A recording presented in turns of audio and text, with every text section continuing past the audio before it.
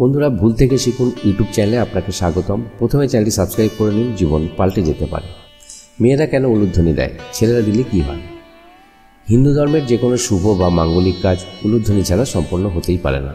বিবাহ, অন্নপ্রাশন, যে কোনো পুজোতেই উলুধ্বনি দেওয়া অপরিহার্য। তবে এখনকার যুগে অনেকেই মনে করেন যেন এটি একটি সংস্কার মাত্র, যার ফলে এখন অনেকেই হয়তো উলুধ্বনি দিতেই পারেন না। কিন্তু ঠিকমতো জানলে দেখা যাবে যে উলুধ্বনির মাহাত্ম্য প্রবল। উলুধ্বনির মাধ্যমে আমরা দেবতাগণকে সন্তুষ্ট করে থাকি এবং এতে তাদের আশীর্বাদও প্রাপ্তি হয়।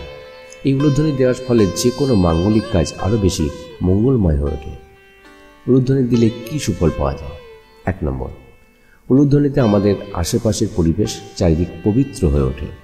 2 নম্বর, এর ফলে বাড়ি থেকে সব অশুভ শক্তি দূরে সরে যায়।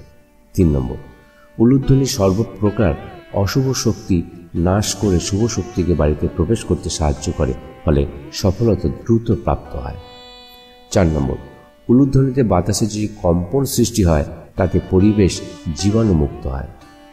ছেলেরা কেন উলুধ্বনি দেয় না? অনেকের মনে একটি প্রশ্ন থেকে যায় যে ছেলেরা কেন উলুধ্বনি দিতে পারে না। এর কারণ উলুধ্বনি একটি স্ত্রী আচার বিশেষ, তাই মহিলারাই এই গুণের অধিকারী হয়ে থাকেন। এছাড়া মহিলাদের সমবেত উলুধ্বনিতেই দেবতারা অধিক সন্তুষ্ট হন।